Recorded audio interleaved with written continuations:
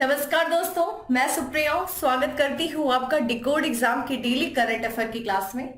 दोस्तों, आज हम अपनी करंट अफेयर की क्लास में डिस्कस करेंगे 6 अप्रैल से रिलेटेड करंट अफेयर को।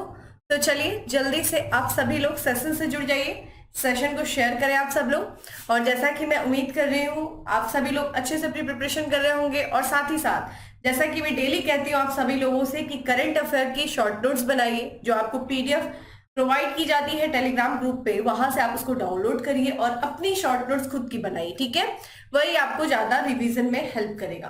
ठीक है, चलिए आते हैं हम अपने सेशन पे और क्लास को स्टार्ट करते हैं। उसके पहले कहना चाहूंगी कि जल्दी से चैनल को सब्सक्राइब कर लीजिए और बेल आइकन को प्रेस कर लीजिए। इससे आपको चैनल से रिलेटेड हर क्लास की वीडियो का प्रॉपर नोटिफिकेशन मिलेगा और आपकी कोई भी क्लास मिस नहीं होगी। चलिए स्टार्ट करते हैं अपनी क्लास। और आज की क्लास में हमारा सबसे पहला प्रश्न है कि सड़कों और इंटेलिजेंट ट्रांसपोर्ट सिस्टम पर भारत रूस वर्किंग ग्रुप की पहली बैठक किस शहर में आयोजित की गई।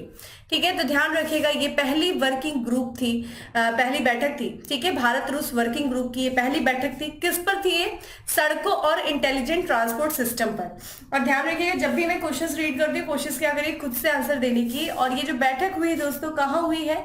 ये देश की राजधानी नई दिल्ली में हुई है। ठीक है, तो ध्यान रखिएगा सड़कों और साथ ही साथ प्रौद्योगिकी संबंधी परिवहन प्रणाली के बारे में ठीक है चर्चा करने के लिए भारत और रूस कार्य समूह की जो पहली बैठक आयोजित की गई दोस्तों कहाँ किया गया?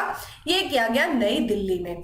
बेसिकली इस बैठक का उद्देश्य देखिए क्या है? सड़क परिवहन, वस्तुओं की आवाजाही के प्रबंधन, प्रौद्योगिकी संबंधी प्रणाली में आपसी सहयोग को कारगर बनाना। ठीक है, यानी कि जितना भी एक दूसरे को एक तरीके से सहयोग करना, किस क्षेत्रों में जो सड़क परिवहन का क्षेत्र हो गया, हम ट्रांसपोर्टेशन के माध्यम से जो सामान एक दूसरे का यानी कि वस्तु जो है आवाजाही जो होता है उसका प्रबंधन, उसका प्रॉपर मैनेजमेंट करना, और प्रौद्योगिकी संबंधी जो प्रणाली है इस क्षेत्र में, ठीक है व्यापार के क्षेत्र में, सड़कों के क्षेत्र में, उनमें क्या करना? आपसी सहयोग करना। ये इस बैठक का बेसिकली उद्देश्य था। ठीक है, यहाँ पे कुछ और भी चीजें हैं जो अभी हाल फिलहाल में नई दिल्ली से संबंधित रही हैं, जैसे कि ध्यान रखिएगा यहाँ पे राष्ट्रीय आधुनिक कला संग्रहालय की स्थापना दिवस जो था, ठीक है 69वां वर्ष मनाने के लिए पहली बार स्प्रिंग फेस्टा 2023 आयोजित किया दोस्तों। कहाँ? नई दिल्ली में। ठीक है, नई दिल्ली में आयोजित किया गया।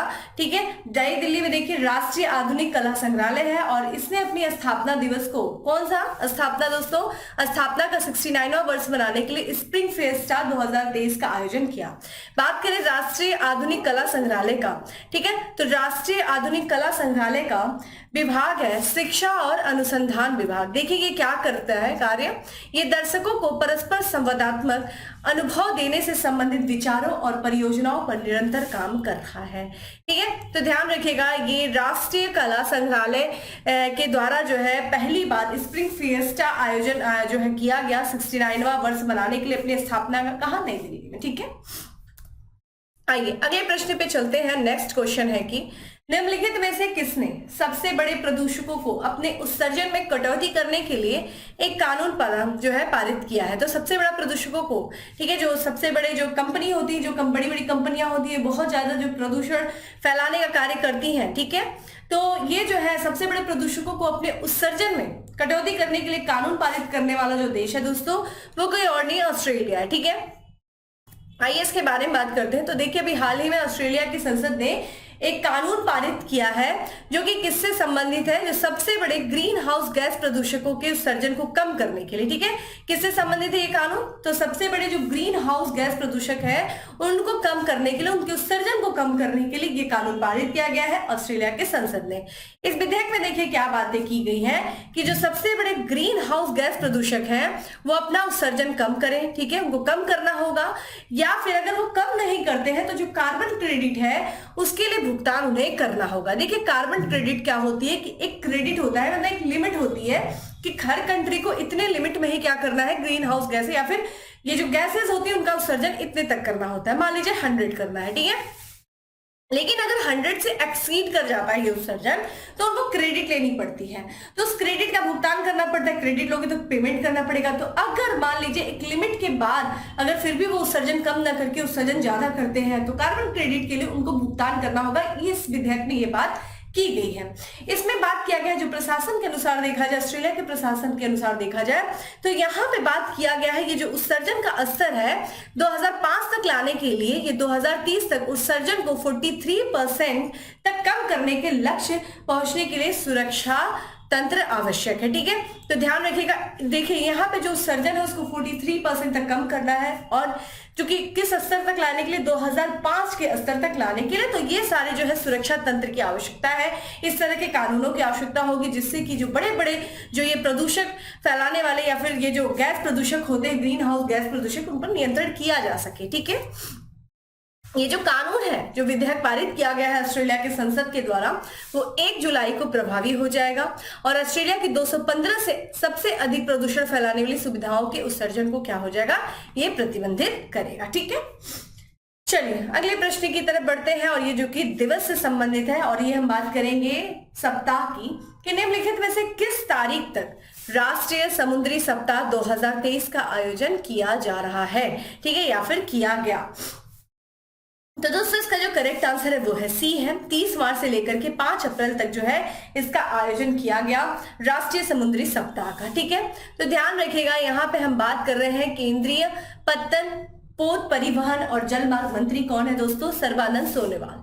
ठीक है, इन्होंने नई दिल्ली में प्रधानमंत्री नरेंद्र मोदी जी को प्रथम मर्चेंट नेवी ध्वज लगाकर राष्ट्रीय समुद्री समारोह का क्या किया दोस्तों, आरंभ किया। तो राष्ट्रीय समुद्री समारोह का शुभारंभ किया गया, और इसी दिन को, ठीक है, इसी दिन के महत्व को चिन्हित करने के लिए सरकार के द्वारा, ध्यान रखिएगा, 30 मार्च से लेकर के 5 अप्रैल तक राष्ट्रीय समुद्री सप्ताह नेशनल मैरीटाइम वीक का आयोजन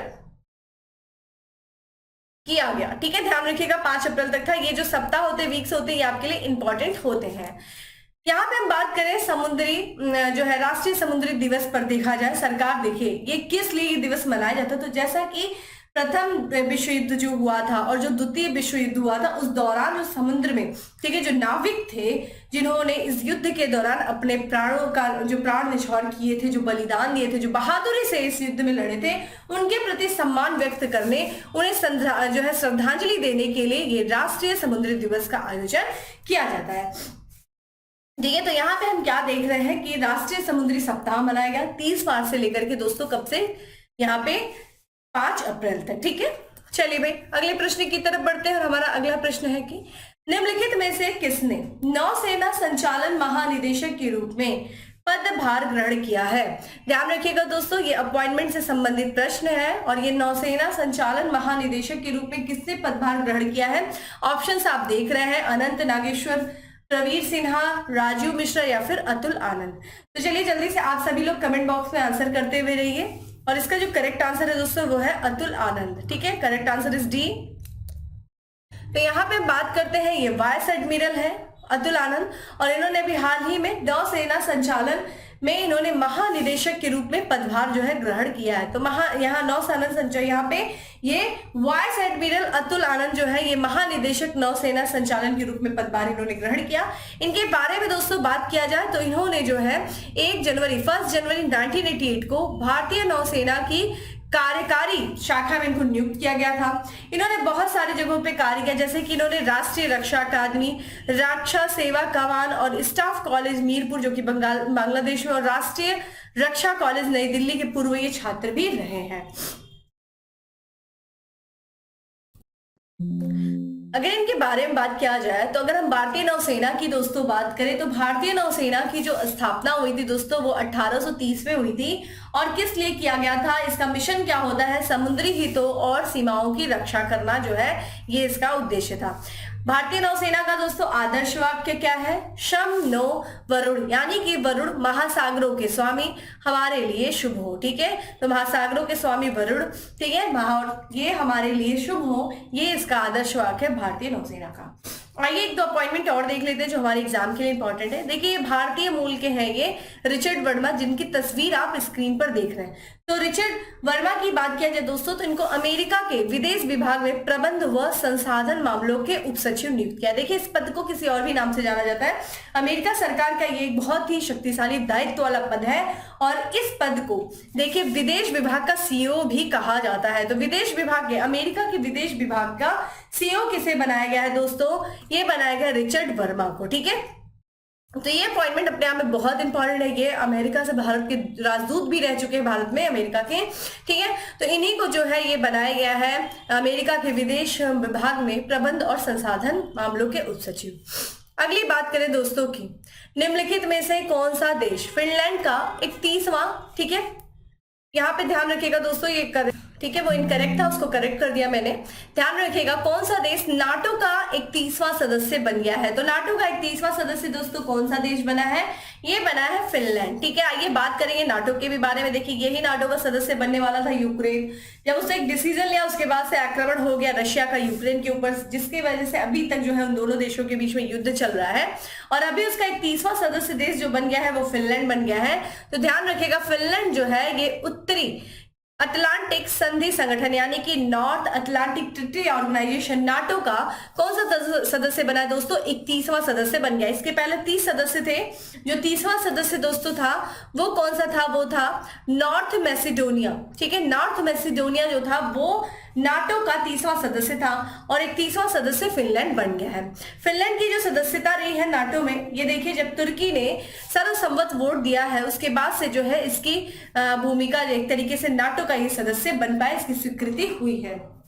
इसकी जानकारी दोस्तों किससे दिया, तो नाटो के जो महासचिव है जेम्स स्टोलनबर्ग, उनके द्वारा जो है इसकी जानकारी दी गई है।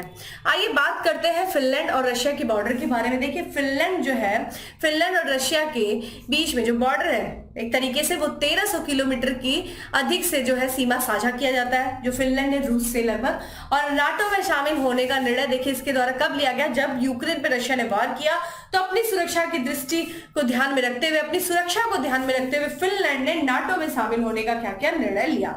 बात कर लेते हैं यहाँ पे दोस्तों नाटो के बारे में, यानी कि नॉर्थ अटलांटिक ट्रीटी ऑर्गेनाइजेशन। देखिए इसकी जो स्थापना हुई थी 1949 में हुई थी और ये एक सैन्य गठबंधन है।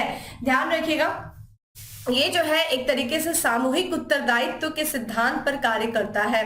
सामूहिक उत्तरदायित्व, ठीक है।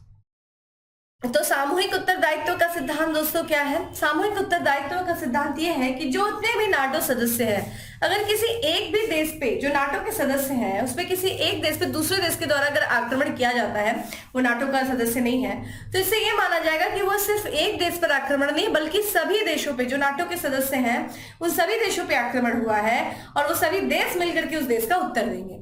जैसे कि मान लीजिए फिनलैंड इसका सदस्य बन गया है नाटो का और रशिया इसका सदस्य नहीं है। अब रशिया आक्रोश में आ जाए कि भाई तुमको तो मैंने मना किया था, तुम क्यों बन गया, अभी तो देखो यूक्रेन का क्या हाल हो रहा है। तो यहाँ पे ये है कि नाटो, ठीक है, फिनलैंड का सदस्य, फिनलैंड नाटो का सदस्य बन गया है और अगर रशिया ने फिनलैंड पर आक्रमण किया तो ये माना जाएगा फिनलैंड पे आक्रमण नहीं है बल्कि ये नाटो के सभी सदस्य देशों पर आक्रमण है। इसलिए सभी लोगों का ये सामूहिक उत्तरदायित्व बनता है कि वो रशिया का जवाब दे। तो ये ध्यान रखिएगा इस सिद्धांत पे ये कार्य करता है और इसका जो मुख्यालय है वो है ब्रुसेल्स, जो कि बेल्जियम की कैपिटल है। और आपने देखा है इसके जो प्रमुख है महासचिव है वो है जेम्स स्टोलनबर्ग है। यहाँ पे हम बात करें इसके संस्थापक सदस्य, क्योंकि 31वां सदस्य फिनलैंड बना है, लेकिन जब ये स्थापना हुई थी नाटो की तो उस समय संस्थापक जो देश थे वो 10 थे।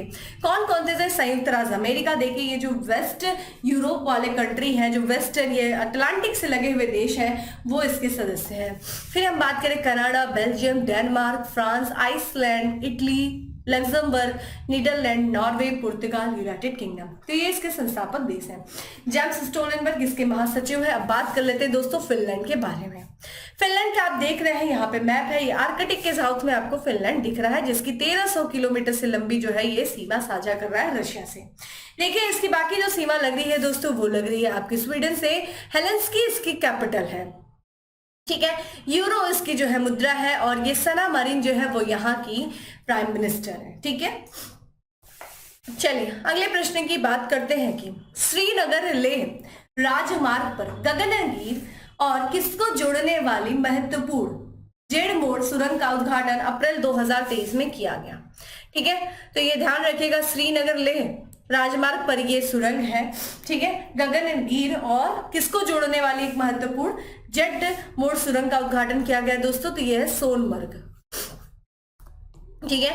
तो आप यहाँ पे देख सकते हैं ये सड़क परिवहन और राजमार्ग मंत्री हैं दोस्तों, कौन? नितिन गडकरी। और इन्होंने जानकारी दिया है कि श्रीनगर लेह राजमार्ग पर गगनगीर और सोनमर्ग को जोड़ने वाला जो सबसे महत्वपूर्ण सुरंग है दोस्तों, क्या नाम है? जेडमोर सुरंग। इसका उद्घाटन जो है कब होगा? अप्रैल 2023 में किया जाएगा, ठीक है, यानी कि इसी महीने इसका उद्घाटन होने वाला है। इसके साथ साथ नितिन गडकरी जी ने कुछ और भी जानकारी दिया है। क्या दिया है? देखिए, इन्होंने बताया कि जम्मू कश्मीर में जो है 9 सुरंगें बनाई जा रही हैं और उसमें से देखा जाए जोजिला में एशिया की सबसे लंबी सुरंग जो है वो बनाई जा रही है, जो कि 2024 तक जो है वो तैयार हो जाएगी बनकर। जोजिला सी के पास, जोजिला दर्रे के पास में जो दुनिया अभी एशिया की सबसे बड़ी सुरंग का निर्माण किया जा रहा है और ओवरऑल देखा जाए तो जम्मू कश्मीर में 9 सुरंगों का निर्माण किया जा रहा है। ये जानकारी नितिन गडकरी जी के द्वारा दिया गया। यहाँ पे जेडमोर सुरंग को बात करें तो जेडमोर सुरंग जो कि अन्य नाम से किससे जानी जाती है? जोजीमोर सुरंग के भी नाम से इसे जाना जाता है और ये भारत के जम्मू कश्मीर राज्य में स्थित है।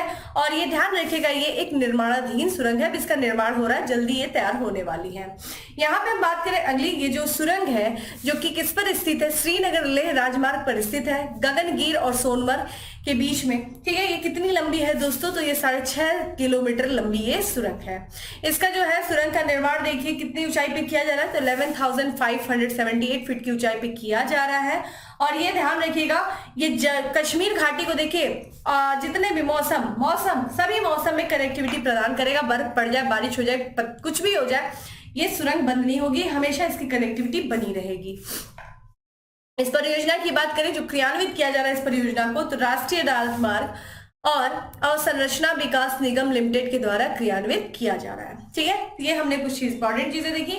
अब आज बात कर लेते हैं, देखिए जोजिला पास, जोजिला दर्रे के बारे में। कहाँ स्थित है दोस्तों? तो नेशनल हाईवे राष्ट्रीय राजमार्ग 1 पर ये स्थित है। जम्मू कश्मीर में एक ऊंची पहाड़ी दर्रा है, ठीक है। तो ये कश्मीर घाटी में है और ये ध्यान रखिएगा किसको जोड़ता है? तो ये श्रीनगर को लद्दाख क्षेत्र में लेह को जोड़ता है। तो श्रीनगर को लेह से जोड़ने वाला दर्रा कौन सा है? जोजिला पास है। ये कितने लगभग ऊंचाई पे है दोस्तों? तो यहाँ की हम बात करें तो ये 3,528, यानी कि अगर फिट देखें तो 11,575 फीट पर ऊंचाई है। और ये फोटोला के बाद, देखिए ये भी फोटोला है, ठीक है, ये फोटोला दर्रा है। फोटोला के बाद श्रीनगर लेह राष्ट्रीय राजमार्ग पर दूसरा सबसे बड़ा, ठीक है, ऊंचा दर्रा है। तो यहाँ पे ध्यान रखिएगा, श्रीनगर लेह राष्ट्रीय राजमार्ग पे एक और दर्रा है, फोटोला दर्रा, उसके बाद ये दूसरा सबसे ऊंचा दर्रा है। इसे किस नाम से जाना जाता है दोस्तों? तो इसे एक अन्य नाम से भी जाना जाता है, आइस स्टॉर्म पास के भी नाम से जाना जाता है।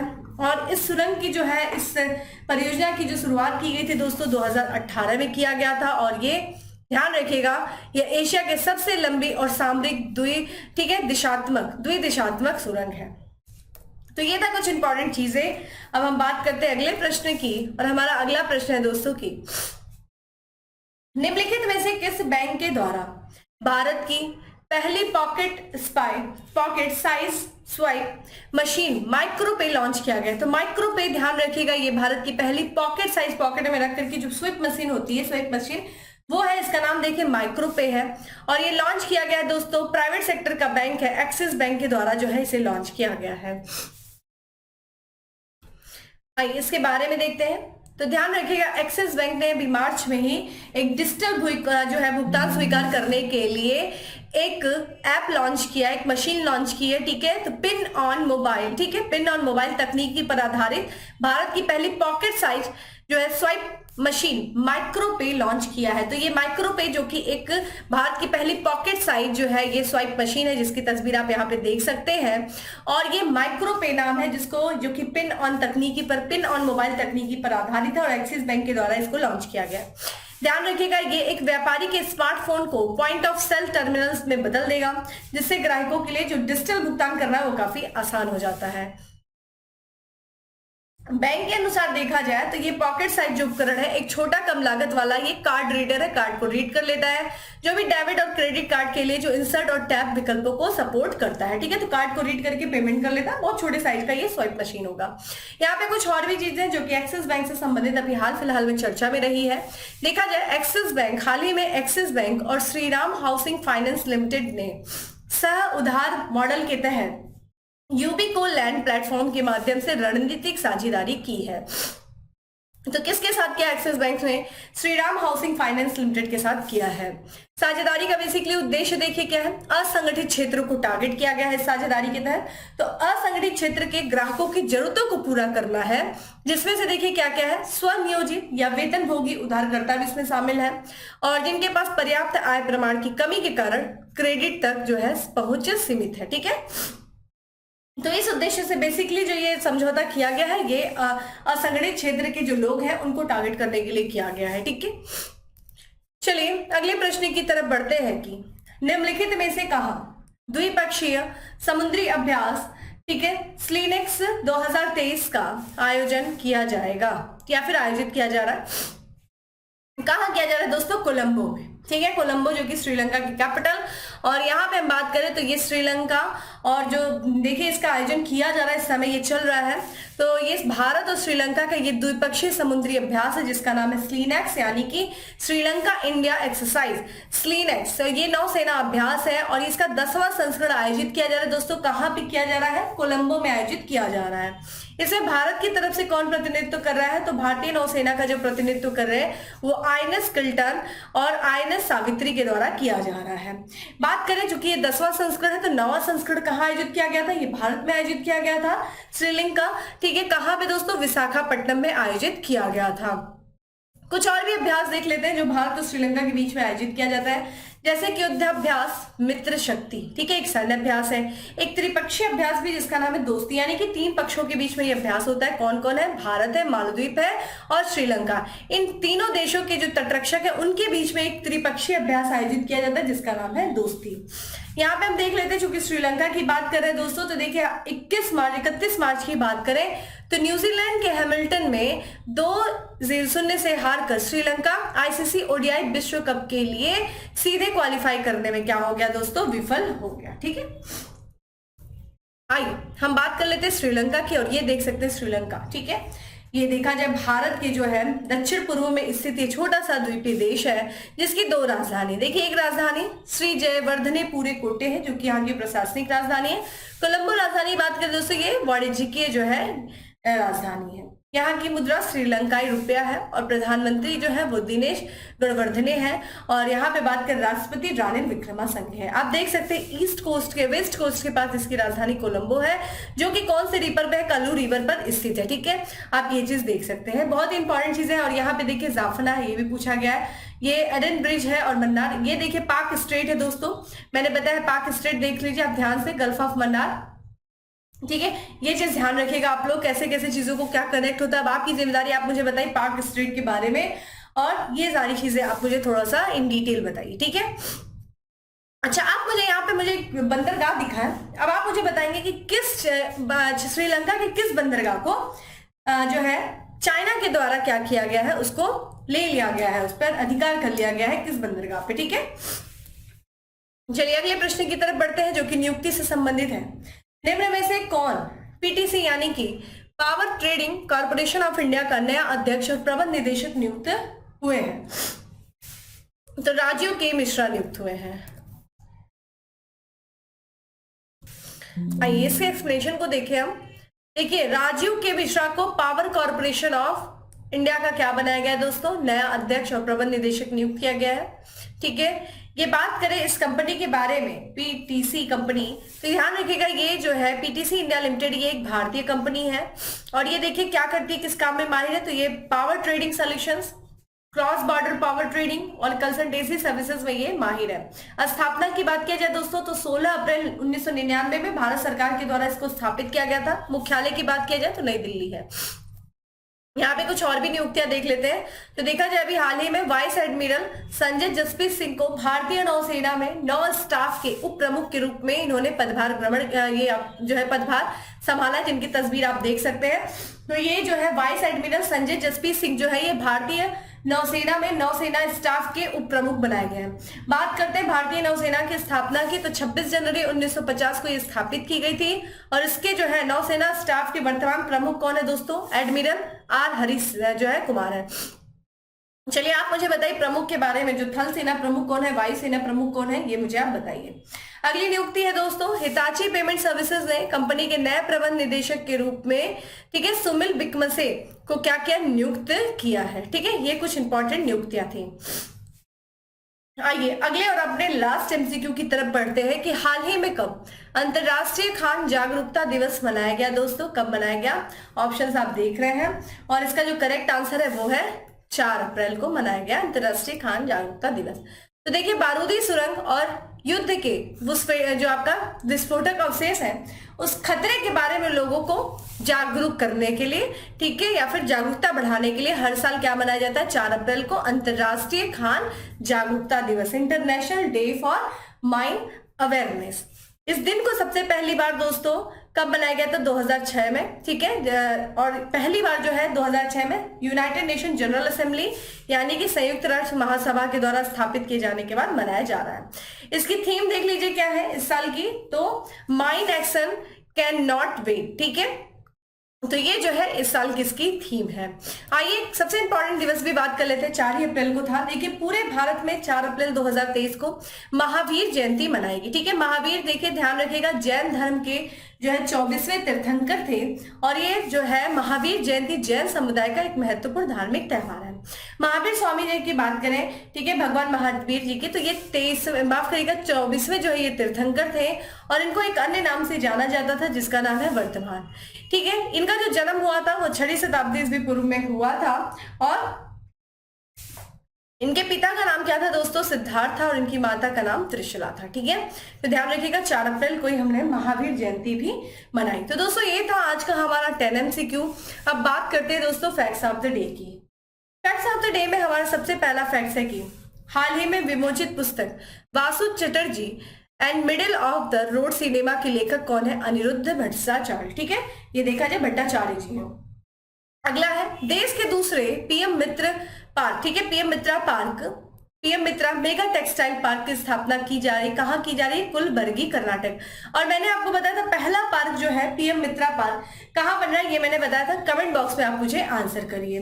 वही देखा जाए यहाँ पे आईपीएल के इतिहास में, ध्यान रखिएगा आईपीएल के इतिहास में सबसे उम्रदराज कप्तान बन गया, देखिए लगभग 41 ईयर्स 267 डेज के, ये महेंद्र सिंह धोनी जी। अगला है 100% रेलवे नेटवर्क विद्युतीकरण प्राप्त करने वाला पहला भारतीय राज्य बन गया दोस्तों, कौन, हरियाणा बन गया है।